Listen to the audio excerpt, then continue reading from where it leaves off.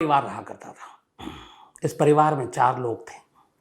परिवार के जो मुखिया थे उनका नाम था मुन्ना लाल। ये एक ऑर्डिनेंस फैक्ट्री में काम करते थे। ऑर्डिनेंस फैक्ट्री मतलब जहाँ हथियार बनते हैं सरकारी, लीगली, जो अलग अलग जगहों पे फोर्स में और बाकी जगह इस्तेमाल होता है, या जो लाइसेंसी गन लोग खरीदते हैं अपनी सुरक्षा के लिए। तो ऐसी एक कानपुर की ऑर्डिनेंस फैक्ट्री में वो काम किया करते थे और करीब 2-3 साल पहले ही रिटायर हुए। अभी उनकी उम्र 61 साल। एक उनकी वाइफ जिनका नाम राजदेवी, उनकी उम्र 55 साल। इसके अलावा घर में उनका एक बेटा अनूप जिसकी उम्र करीब 31 साल और एक बेटी जिसका नाम आकांक्षा या फिर उर्फ कोमल। कोमल की उम्र 25 साल। ये चारों एक अच्छा परिवार कानपुर के एक इलाके में रहा करता था। 2017 में मुन्ना लाल के इकलौते बेटे अनूप की शादी हुई, लेकिन इत्तेफाक से शादी के बाद कुछ ऐसी चीज़ें हुई कि अनूप की वाइफ जो है 1 हफ्ते के अंदर ही घर छोड़कर अपने मायके लौट गई। इसके बाद वो आई नहीं। फिर दोनों तरफ से कोर्ट में मामला चला, कोर्ट में चलता रहा। अनूप ने कुछ और इल्ज़ाम लगाया अपनी पत्नी पर छोड़ के जाने की। पत्नी और उसके ससुराल वालों ने, तब घर वालों ने कुछ और इल्ज़ाम लगाया। इधर मामला कोर्ट में चल रहा था। इसी दौरान जून में, इसी अभी लास्ट मंथ, अनूप की पत्नी के घर वालों ने कोर्ट में जब सुनवाई हुई तो उन्होंने कहा कि हमें, मेरी बेटी चूँकि अलग रह रही है, 50 लाख रुपए हमें कम से कम मुआवजा मिलना चाहिए, क्योंकि उसकी शादी हुई लेकिन शादी के बाद उसका घर बसा नहीं। और उनमें से किसी ने धमकी भी दी कि अगर पैसे नहीं दिए तो अंजाम बुरा होगा। अनूप और अनूप के पिता ने कहा कि चलो जो भी है पैसे वैसे देकर मामले को सेटल कर लेते हैं। तो अनूप के फादर भी तैयार हो गए। अब यहाँ पहली बार अनूप की जो बहन है 25 साल की कोमल, उसे लगा कि मेरे माँ बाप के पास इतने पैसे हैं, 50 लाख रुपए देने को तैयार हो गए।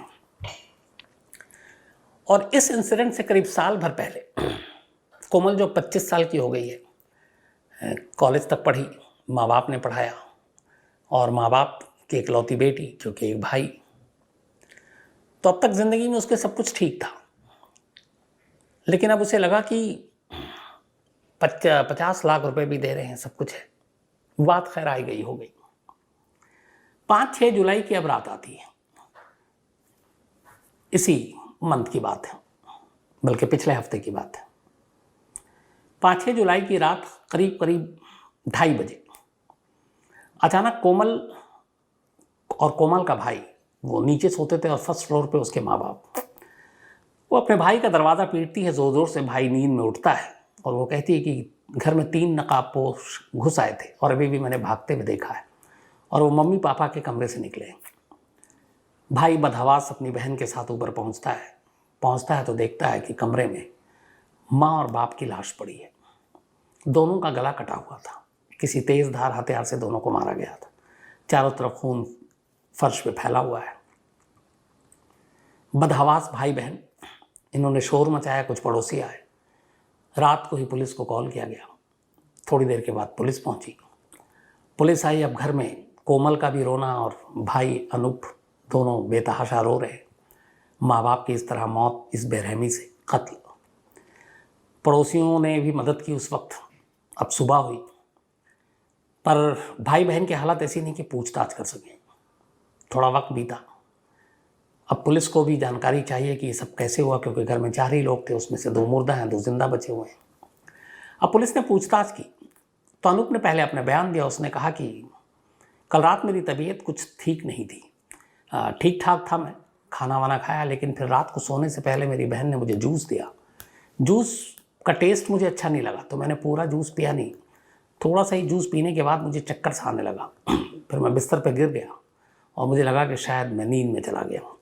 उसके बाद मेरी आँख तभी खुली जब मेरी बहन ने ज़ोर ज़ोर से दरवाज़ा पीटा और बताया कि घर में 3 नकाबपोश आ गए। अनूप का यह बयान दर्ज हुआ। अब कोमल की बारी थी।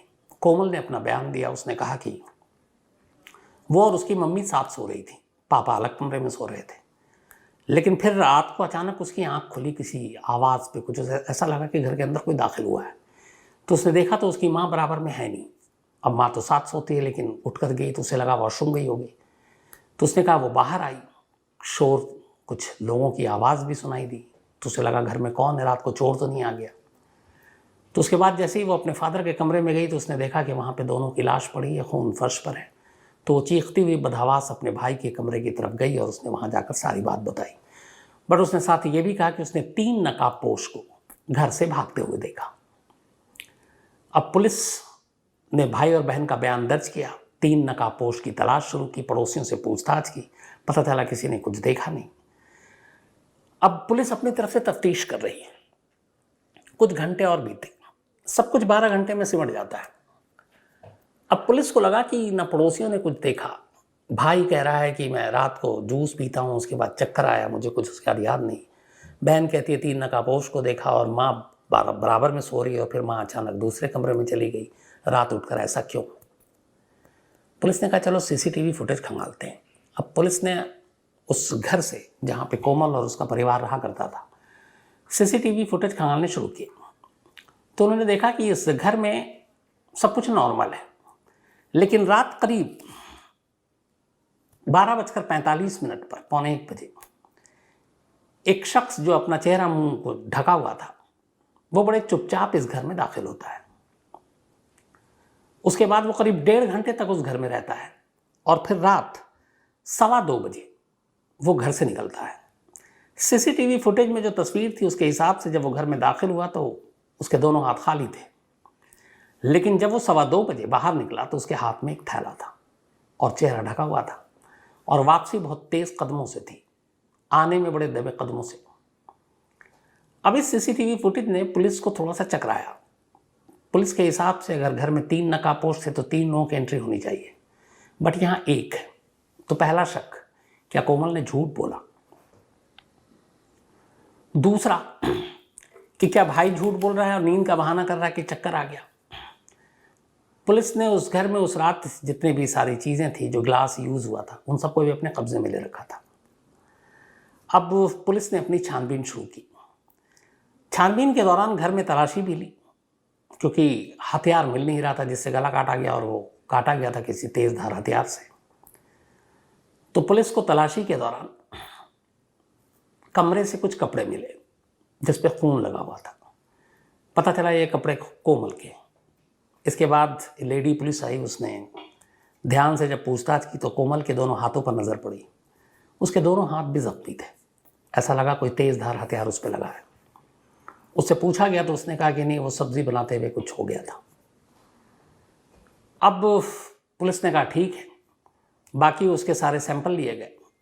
अब ये जाहिर हो रहा था कि जो खून है वो अनूप के कहीं भी बदन पे या कपड़े पे नहीं है, ना अनूप के हाथ जख्मी है, लेकिन कोमल के कपड़े भी खून के उस पर धब्बे हैं, हाथ भी उस पर कटे हुए लग रहे हैं।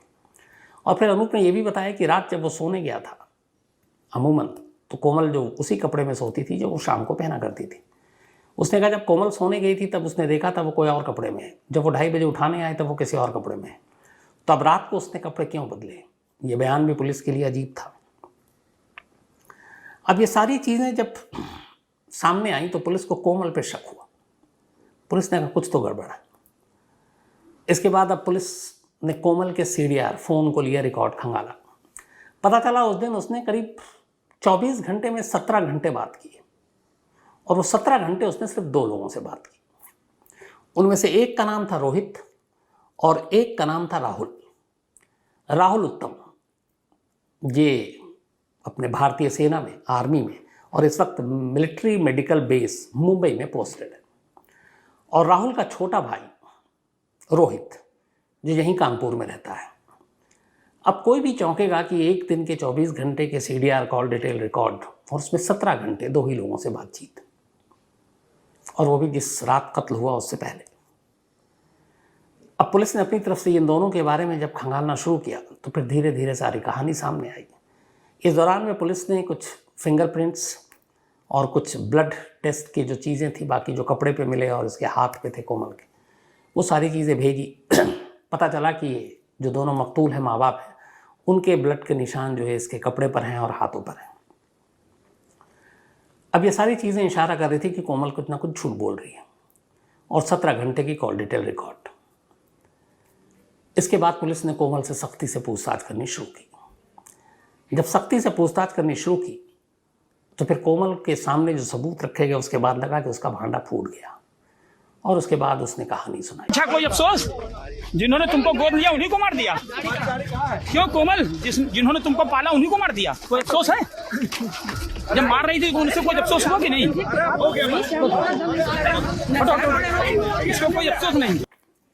एक ऐसी कहानी जो कईयों के लिए ये होता है कि कई इंसान के औलाद नहीं होते, कई इंसान के औलाद होते हैं, बेटा होता तो बेटी नहीं होती, बेटी होता तो बेटा नहीं होता, तो चाहत होती है। किसी को बेटा है तो एक बेटी की चाहत होती है, बेटी है तो बेटे की चाहत होती है।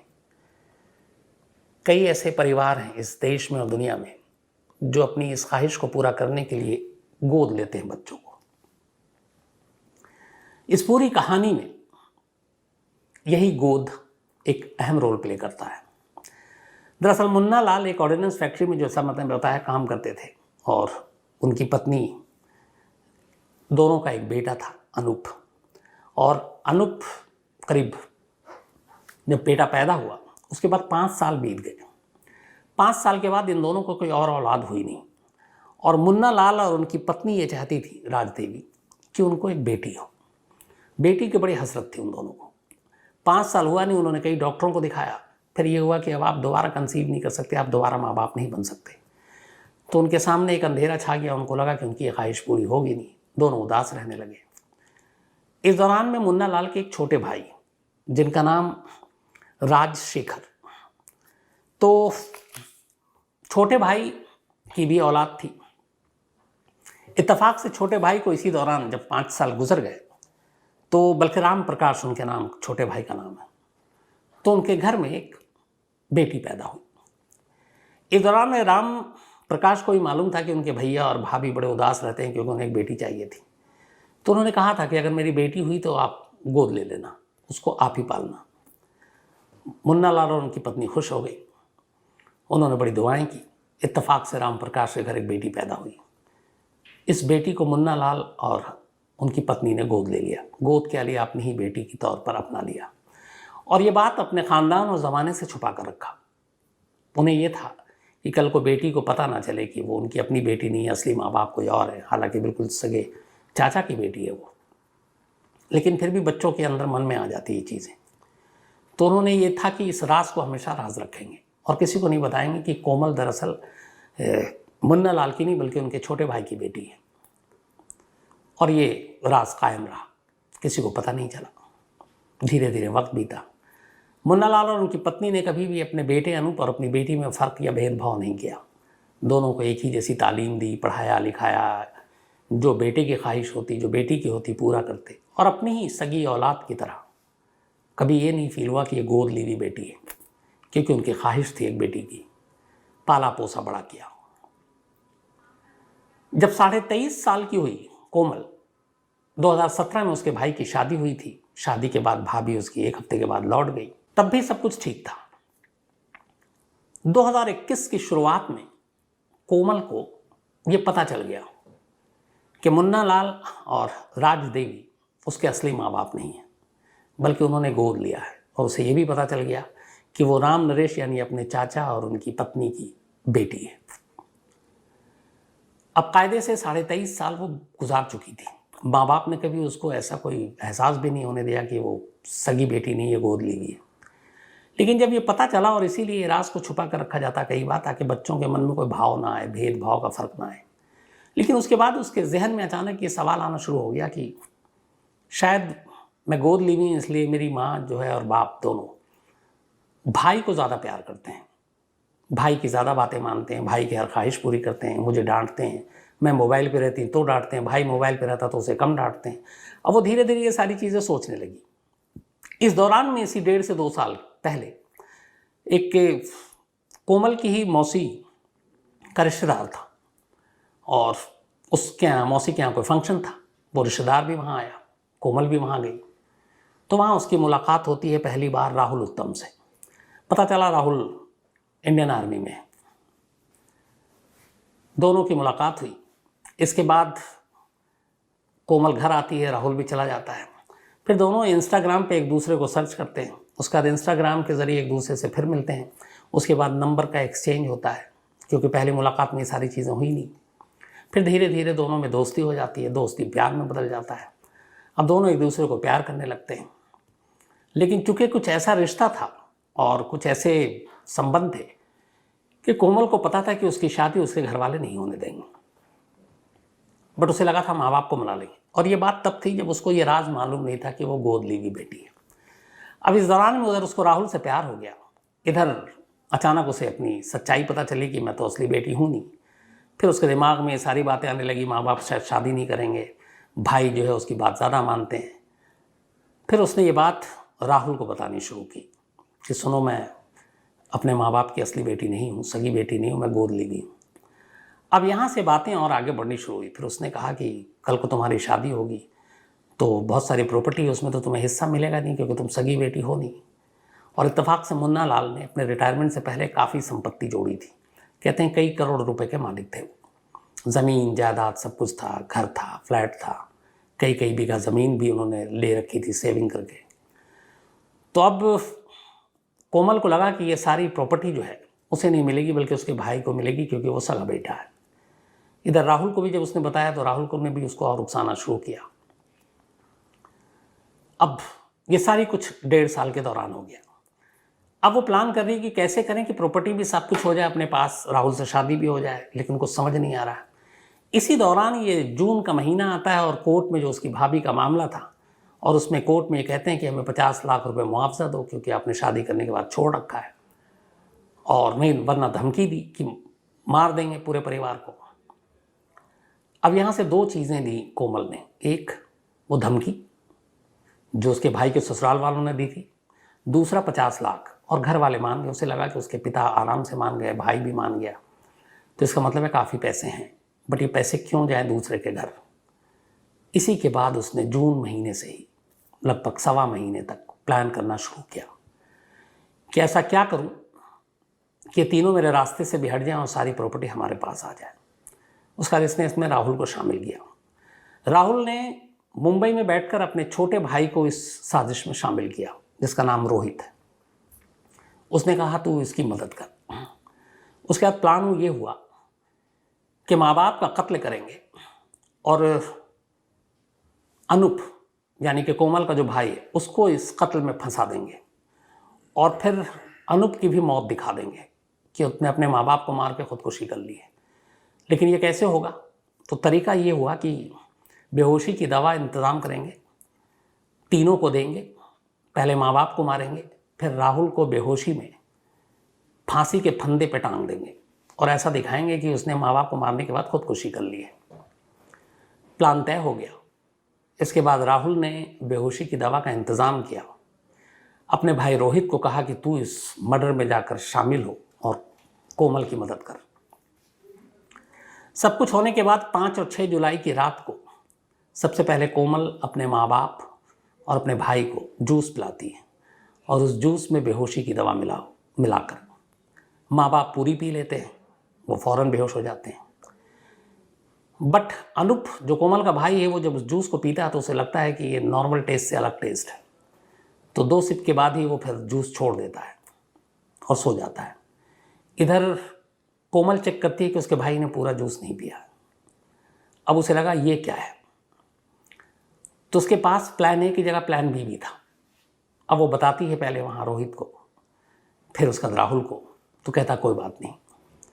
इसके बाद वही करीब रात 1:45 बजे रोहित चुपचाप घर में आता है।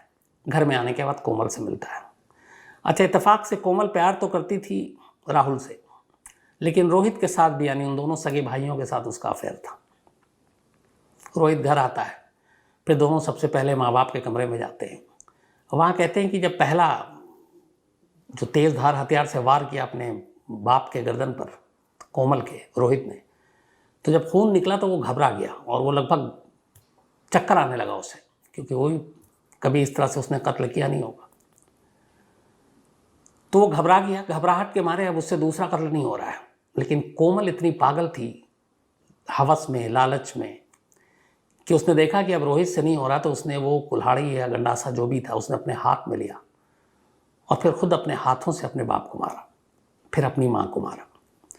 मारने के बाद अब उनका ये था कि जाना है अनूप के कमरे में और अपने भाई को भी ख़त्म करना है। लेकिन अनूप के कमरे पे ये था कि पहले आवाज़ देगी। जब इसने एक ही आवाज़ दी तो अंदर से आवाज़ आ गई कि हाँ बताओ। उसे लगा ये जाग रहा है। अब ये था कि अगर जाग रहा है तो उस पर काबू पाना शायद मुश्किल होगा, क्योंकि रोहित ठीक ठाक था। तो उसने कहा कोई नहीं। उसने सबसे पहले रोहित को घर से बाहर भगाया, फिर उसके बाद वो वापस अपने भाई के कमरे में गई और ज़ोर ज़ोर से चीखने लगी। उसने कहा 3 नकाबपोश आए और उन्होंने माँ बाप को जो भी है मारा है। उसका रोहित भाग कर आता है। फिर ये पड़ोसी और बाकी लोगों के ज़रिए पुलिस तक बात जाती है और उसके बाद ये सारी। तो फिलहाल कोमल को पुलिस ने अरेस्ट कर लिया, रोहित को भी पकड़ लिया। बाद में मुंबई एक टीम भेजी गई।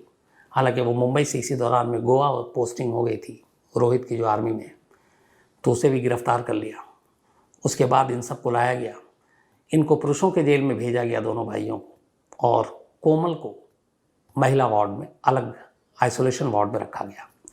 जेल से खबर ये आई कि जब ये जेल पहुंची तो वहाँ तक इसकी कहानी उससे पहले पहुँच चुकी थी और जेल की जितनी महिला बंदी थी, इसीलिए फिर कोमल को बाद में अलग रखा गया। उन सबको बड़ा गुस्सा था कोमल पर और वो सब उसे एक ही ताना मार रही थी कि तूने जो किया है इसके बाद शायद कोई भी माँ बाप किसी को गोद लेने से पहले 1000 बार सोचेगा। तुम्हारे माँ बाप ने तुम्हें गोद लिया, एक नई ज़िंदगी दी, कभी भेदभाव नहीं किया, पढ़ाया लिखाया, और तुमने उसका ये सिला दिया। तो उसे बहुत ताना मारा गया, बल्कि हो सकता था उस पर हमला भी हो जाए, तो इसलिए उसको अलग सुरक्षित रखा गया। अब इस सारी कहानी का एक दूसरा पहलू ये भी है कि ये सारा इंसिडेंट संडे और मंडे को हुआ और उसके एक दिन बाद ही यानी ट्यूसडे को मुन्ना लाल और उनकी बीवी राज देवी ने कोमल के लिए एक लड़का सेलेक्ट किया था और मंगल को वो लड़के वाले उसे देखने आ रहे थे और शादी की बात तय होनी थी, रिश्ता पक्का होना था। लेकिन उससे एक दिन पहले ही कोमल ने सिर्फ प्रॉपर्टी हड़पने और राहुल से शादी करने की अपने ही माँ बाप को, जिन्होंने बड़ी तमन्ना से उसे गोद लिया था, मौत के घाट उतार दिया। अब तीनों को ना प्रॉपर्टी मिलेगी, ना शादी हो पाएगी और शायद पूरी ज़िंदगी उनको अब जेल की सलाखों के पीछे रहना पड़ेगा, इसलिए कि ये जो क्राइम इन्होंने किया है ये माफ़ी के लायक तो कहीं नहीं है।